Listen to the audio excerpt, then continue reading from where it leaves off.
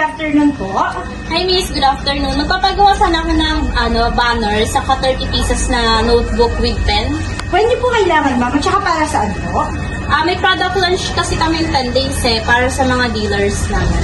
Bali, ma'am, ito sakto. Ito po yung mga notebooks po namin na available. Then, ito naman po yung pinaka pwede ko pong i-endorse or ipakita po sa inyo. Kasi 3-in-1 na po ito, ma'am. Then, pwede po natin ilagay yung pinaka-logo nyo po dito. Kaya po siya 3-in-1, ma'am.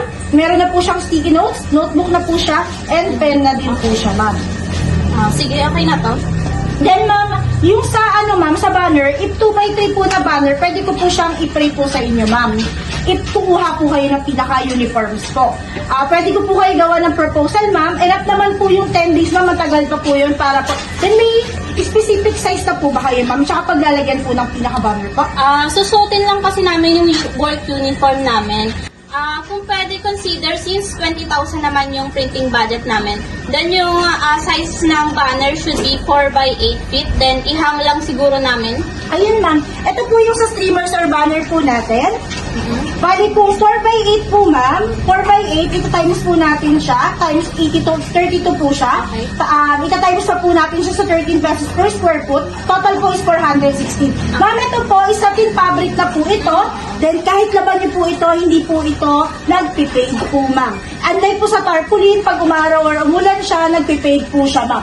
Bali, ito po, ma'am, may sublimation t-shirt po ito. Bali, maririmay po sila sa mga products niyo po, ma'am, or sa pinaka-logo niyo po. Bali, kitang-kita na po dito, and madalas na po masuot ng mga customer niyo po, or maririmay po sila sa logo niyo po. May specific color na po ba kayo, ma'am, and mock-ups po?